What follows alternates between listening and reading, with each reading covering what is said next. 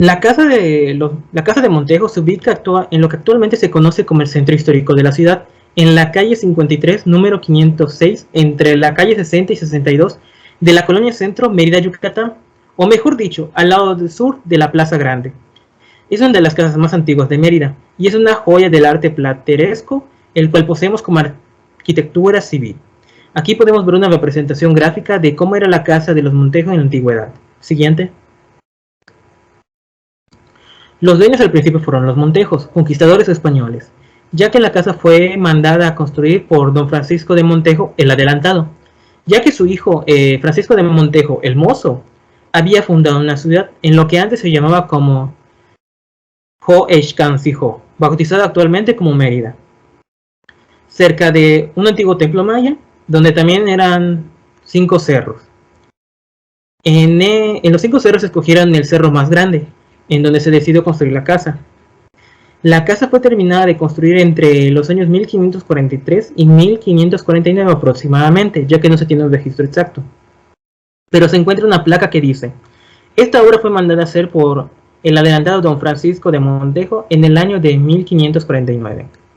Aquí podemos ver una estatua de Francisco de Montejo, padre e hijo, ubicada en la avenida de Paseo de Montejo, cerca del suburbio de Santa Ana, o más conocido como Remate, donde normalmente se hacen las noches mexicanas los fines de semana y se pone el árbol de Navidad.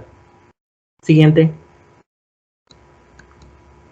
Luego de la muerte de El Mozo en 1565, pasaron varias generaciones de Montejo, hasta que llegó a Montejo Maldonado, quien vendió parte del solar, ya que luego en los censos se descubrió el nombre de otras personas en el solar de los Montejo.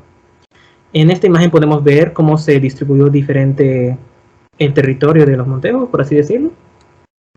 Luego, la casa siguió pasando por varios Montejos hasta que llegó a Josefa Díez de Velázquez y a su esposo Salazar Montejo, los cuales no tuvieron descendencia, por lo cual a quedar viuda doña Josefa, el 14 de octubre de 1716, se dio por muerta la sucesión directa de la Casa de los Montejos desde su fundación.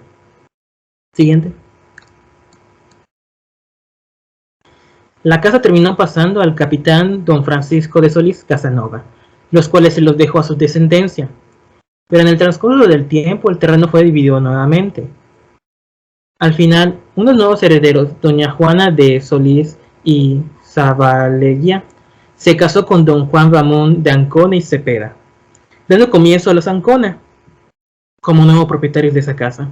En esa imagen podemos ver cómo se volvió a dividir el terreno nuevamente. México se independizó de la fecha del 16 de septiembre de 1818. El terreno se volvió a dividir. En 1826 se declara el borrador todo lo que sea representado de los españoles. Todo lo que era representado de los nombramientos como conde o marqueses hasta los escudos familiares fueron quitados. Pero por suerte la fachada que estaba en la casa principal de Montejo permaneció. La muerte de María Manuela Derecho le da derecho a venderla, por lo cual en el año 1831 se puso a la venta, por lo cual fue dividida más veces.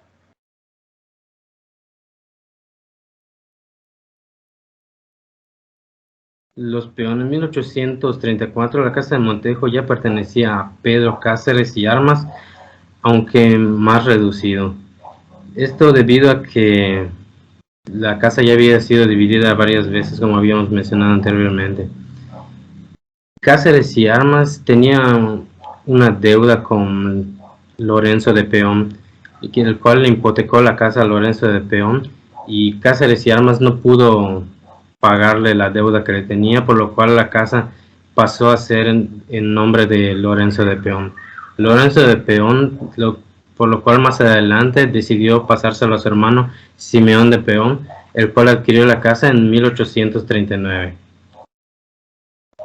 La nueva propietaria en 1914, doña María Eduviges Peón, la obtiene como herencia Manuel de Arrigunaga y Gutiérrez, quien lo remodeló. La casa fue muy remodelada debido a que ya tenía varias remodelaciones, hicieron muchos cambios de igual manera en el interior de la casa. En 1981 adquirió la Casa Banamex a través de su fundación cultural, lo cual lo usaron como bancos y cajeros. En 2010, bajo supervisión del Instituto Nacional de Antropología e Historia, quedó como casa cultural y museo del cual tenemos ahora. En el interior está conformado por varias piezas que han sido recolectadas alrededor del mundo por subastas, que la cual la casa de Banamex fue recolectando y ganando para así poseer y que las puedan tener dentro del museo y así mostrar más representativamente la historia del museo. La fachada.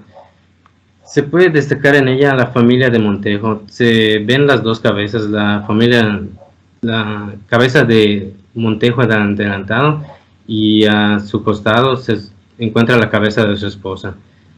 En la parte de abajo se encuentra, en la parte de abajo de Montejo adelantado se encuentra la cabeza de su hija y en la cabeza de su esposa de Montejo adelantado se encuentra su hijo de él.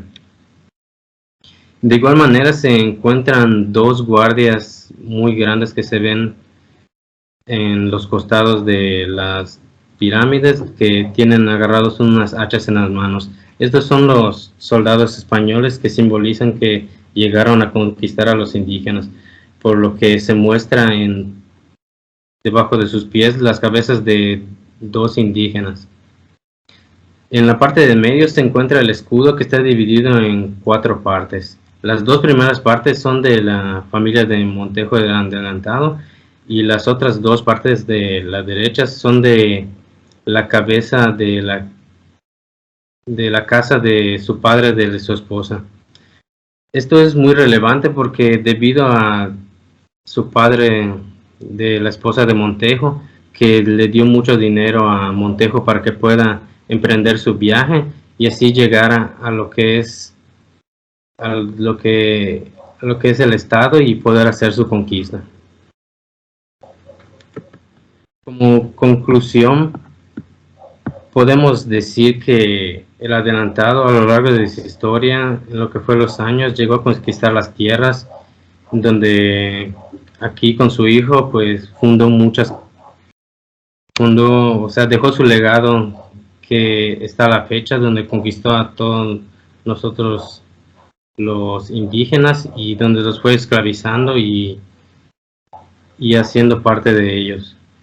De igual manera se puede ver que la Casa de Montejo tiene una gran historia en lo que es en nuestra actualidad ahora y representa parte del estado y que es un museo ahora actualmente.